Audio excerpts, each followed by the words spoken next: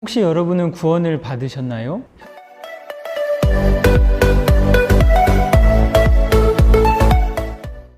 현대 기독교인들은 구원을 내적인 확신으로 여깁니다. 예수님을 믿으면 영원히 죽지 않는다 한 이 정도의 의미로 구원을 생각하곤 하는데요.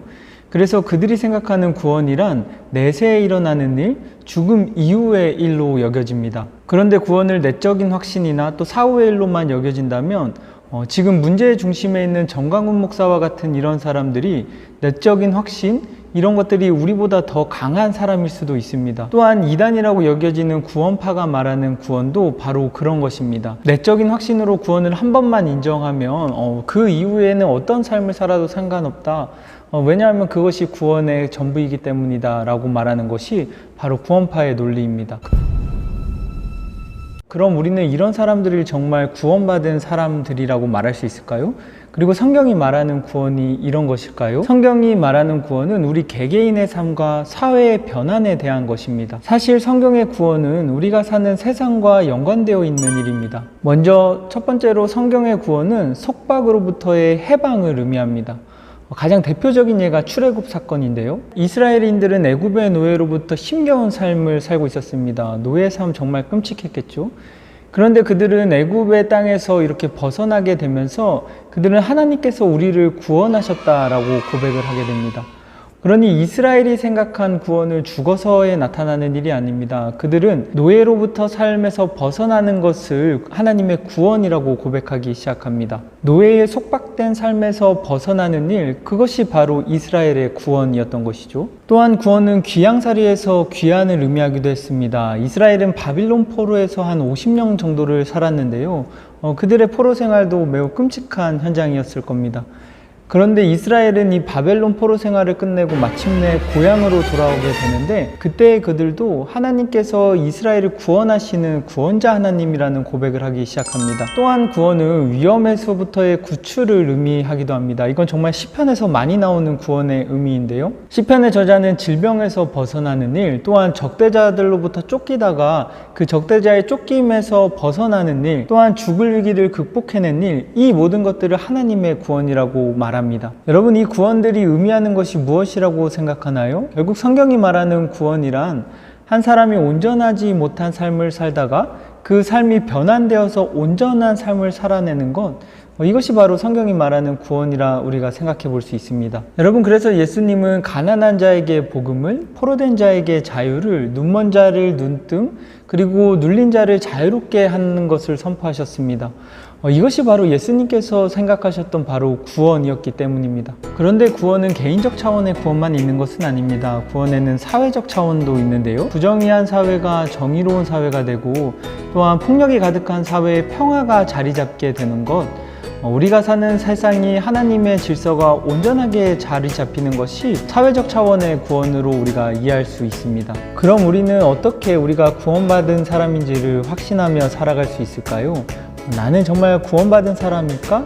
이것을 드러내주는 표징이라는 것은 없을까요? 저는 구원받은 사람 삭개오의 이야기를 통해서 우리의 구원에 대해서도 한번 생각해 보려고 합니다. 삭개오는 세관장이었고 부자였습니다. 그가 부자가 될 수 있었던 이유는 가난한 자들의 세금을 수탈했기 때문입니다. 이 당시 세관장들은 세금을 거둘 때 정해진 액수만큼 걷지 않았습니다. 정해진 액수보다 더 많은 세금을 걷어서 그 남은 돈을 자신들이 꿀꺽 했던 것입니다. 여러분, 그런 삭개오가 예수님을 만나자 변화하기 시작합니다. 삭개오는 예수님에게 자신의 소유 절반을 가난한 사람에게 나누어 주고 자신이 부당하게 빼앗은 돈이 있으면 그것을 4배나 되돌려 주겠다고 얘기를 합니다. 그러자 그때 예수님이 삭개오에게 이런 말씀을 하십니다. 오늘 너희 집에 구원이 이르렀다. 삭개오의 이야기가 들려주는 이 개인이 구원을 확신할 수 있는 방법은 불의한 삶에서 정직한 삶으로 돌아가는 삶, 다른 사람을 수탈하는 삶에서 다른 사람을 돕는 삶으로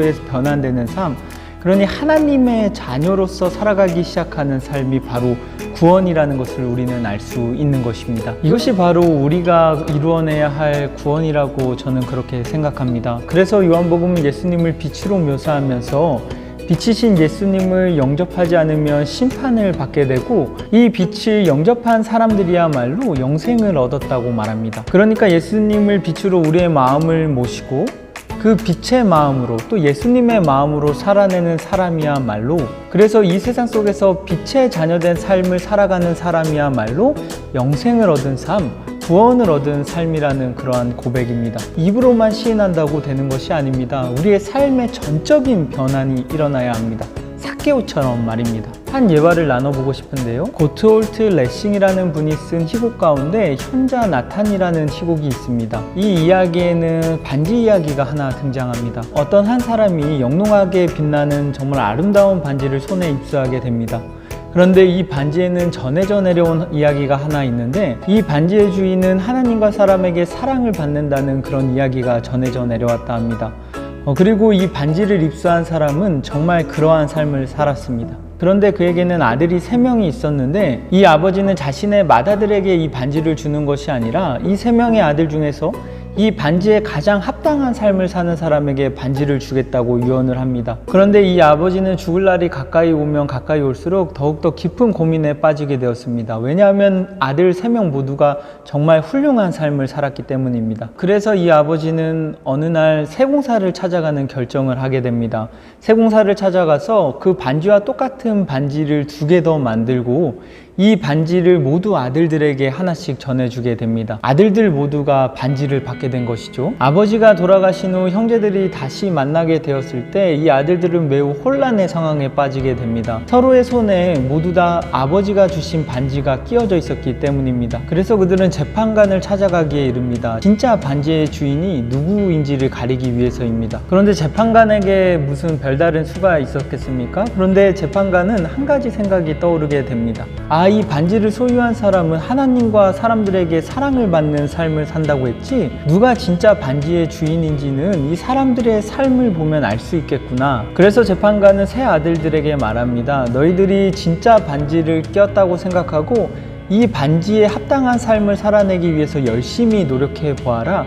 그러면 정말 누가 진짜 반지를 끼고 있는지 알 수 있을 것이다 라는 이런 대답을 해줍니다. 오늘날 구원을 받았다고 말하면서 정말로 욕심사납게 또한 배타적이게 다른 사람들에게 피해를 주며 또한 이기적인 그러한 삶을 살아가는 사람들이 너무나 많습니다. 저는 이 사람들이 아마도 가짜 반지, 그러니 가짜 구원을 얻은 사람들이 아닐까라고 생각을 합니다. 왜냐하면 구원을 받은 사람들은 예수님의 삶을 따르기 시작하고 하나님의 자녀로서 합당한 삶을 살아가기 시작하기 때문입니다. 여러분, 우리가 구원을 받은 사람인지를 확신할 수 있는 방법은 우리의 삶을 통해서밖에 없습니다. 우리의 삶이 예수님을 닮아가고, 그래서 힘들어하고 있는 친구에게 다가가 그들을 위로해주고 있다면, 다친 자들을 치유해주고 서로 미움과 갈등이 가득한 세상에서 화해의 사도가 되어가고 있다면, 그래서 예수님의 삶이 또 예수님의 모습이 그 사람의 삶 속에서 나타나고 있다면 그 사람이야말로 정말 구원받은 사람이라 말할 수 있는 것입니다. 다시 맨 처음으로의 질문으로 돌아가서 여러분은 정말 구원에 확신이 있습니까? 이제 여러분들의 삶으로 여러분들이 하나님께 속한 사람임을, 또한 예수님을 믿는 예수님의 제자요 하나님의 자녀임을 그 삶을 통해서 보여줄 수 있기를 소망합니다. 5일 동안 여기까지 오느라 정말 고생하셨습니다. 사실 지금까지의 제 말들이 정답은 아닐 수도 있습니다. 그러나 여러분, 확실한 것이 하나 있는데요, 하나님을 믿는 사람들은 하나님의 자녀답게 살아가야 한다는 것입니다. 오늘날 한국 기독교는 하나님의 자녀답지 않는 그런 삶을 통해서 그 맛을 잃어버려서 세상 사람들에게 밟히고 있는 그러한 실정입니다. 그러나 여러분, 여전히 기독교에는 희망이 있습니다. 바로 여러분들이 있기 때문입니다.